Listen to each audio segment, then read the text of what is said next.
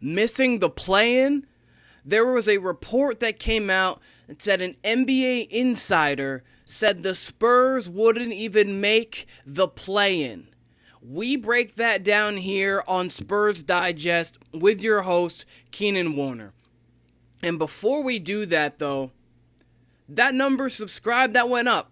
It was 3.7 subscribed, now it's 4.5, so shout out to all of you guys. But there's still a large portion of you guys watching this that are not subscribed. Hit that subscribe button, take a spur of the moment, and get every Spurs moment here at Spurs Digest. But, as I was saying, an NBA insider expects San Antonio Spurs to miss play-in despite offseason moves. The Spurs had a busy offseason, but in a loaded Western Conference, it might not be enough. I am going to read portions of this report, of this article here, and then I'm going to give my thoughts as to why this isn't true. It's only a matter of time before Victor Wembanyama and the San Antonio Spurs ascend to become contenders in the NBA, or at least the Western Conference. They had a busy offseason, adding veterans Harrison Barnes and Chris Paul, while drafting the future with defensive-minded guard Stephon Castle, selected 4th overall. However, these moves likely won't be enough for the Spurs to sniff the playoffs this season, at least according to The Athletic's Kelly Iko. The Spurs would have to double their win total from last season to even consider themselves in the mix, and hope that teams like the Golden State Warriors, Sacramento Kings, or even Houston Rockets would slip, explained Iko.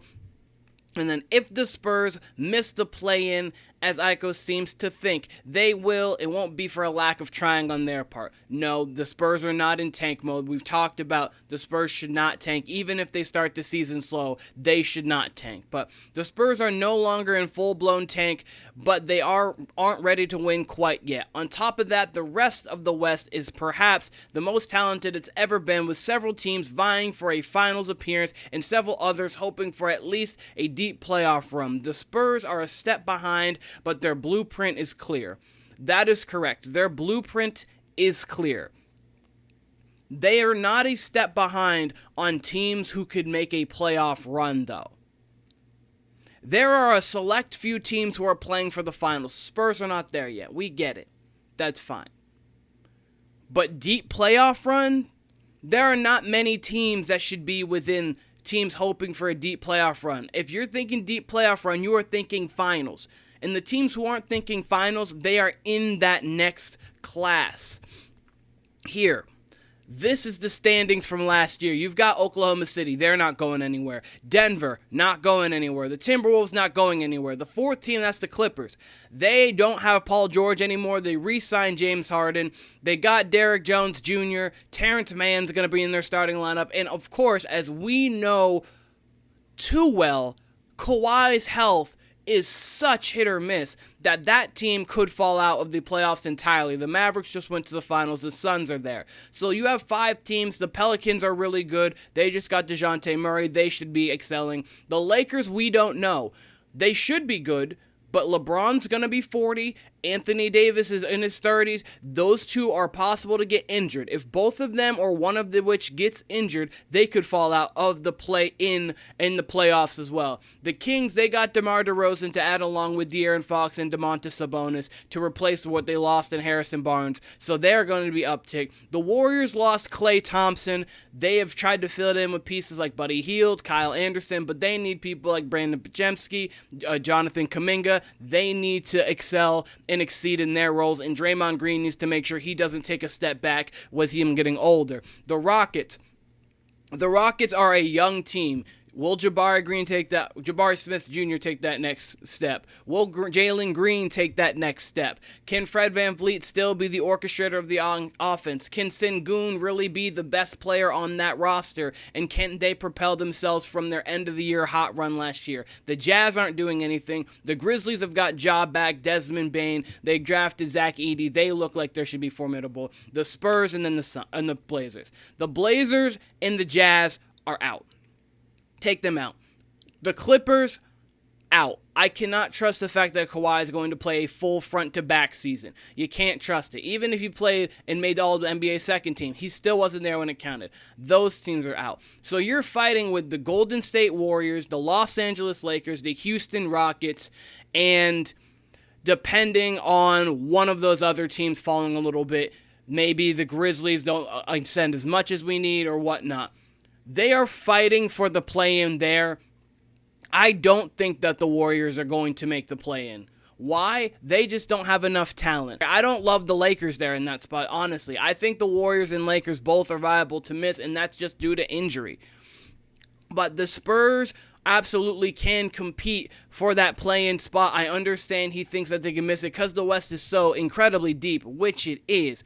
But the Spurs have a better chance than they're leading on, in my opinion. We've got this right here is showing the biggest advancements from one year to the next. The 2000, 2007, 2008 Boston Celtics, they had an exponential rise in they won over 50% more games. Why? They got Kevin Garnett, they got Ray Allen. The San Antonio Spurs 97-98, we know that well. What did they do? Got Tim Duncan. The Spurs 89-90, we know that well. What did they do? David Robinson, Sean Elliott, Terry Cummings, Mo Cheeks, and they ascended. Suns, they got Steve Nash. The Boston Celtics, they got Larry Bird. The Bucks, they got Kareem. And then we get to the team that I want to focus on, which is the Miami Heat. That Miami Heat team, they didn't get a bunch of pieces. They got Michael Beasley, a guy who was very talented in the draft. They got Mario Chalmers, who just hit a big shot against Memphis and got propelled Kansas to a national championship. That team there is the team this team could be. They were 15-67. They turned around to 43-19. Dwayne Wade, coming off of that season, they was coming off of an Olympic run where him, Kobe, and LeBron played phenomenal. From there, Dwayne Wade averaged 30 points, 7.5 assists, 5 rebounds, a steal and a half, and could have won MVP that year. Ended up going to LeBron. And that is just one of the many players we've seen come off an Olympic run and have career years. Vince Carter coming off 2000, he averaged the most points he's ever averaged. Kobe coming off of his Olympic run, he got his first finals MVP in a championship. Dwight Howard brought his team to the finals even though he lost to that Lakers team with Kobe Bryant. You've had so many guys, Charles Barkley and Karl Malone, both won their first MVP coming off of an Olympic run. Barkley in 92, Malone in 96. So you have Wemby coming off of his first Olympic run. He's in shape. He's gained weight, put on 11 pounds of muscle. Tone, he's gotten stronger. You've got Chris Paul, who we know what Chris Paul does to every roster that he's on. You've got Keldon Johnson, he's been in the lab. You've got Jeremy Sochan, who says he's going to be better. Devin Vassell, he is going to grow, especially along with Chris Paul. And then you get Stephon Castle. Last year, we saw the Houston Rockets, they took a step. They were a bad team that ended up getting to 500 last year. I could see the Spurs doing that same thing. And this was what I wanted to get to. Chris Paul, just how he's elevated each team that he's been on. You have that right there to go along with every player I just said and Wemby going to take a next step. I think this team easily could be a 45-37 team. They could be 8 games over 500. And I believe that in the Western Conference will get you into at least the play-in.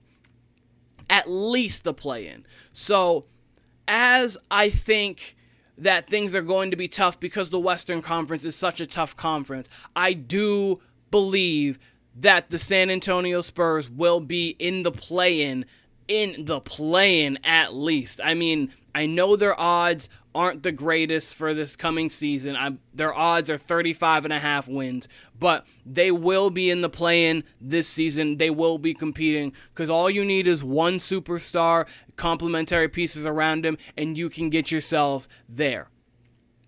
Let me know in the comments if you think it's crazy that the Spurs missed the playoffs this season, what you think their projected win total is for the season. Would you hammer that over of 35.5, or do you think that they do need another year and another star before they can ascend themselves to being playoff contenders in the Western Conference? Let me know what you guys think. Again, this was Spurs Digest with Keenan Warner. I appreciate all of you, and I will see you guys soon.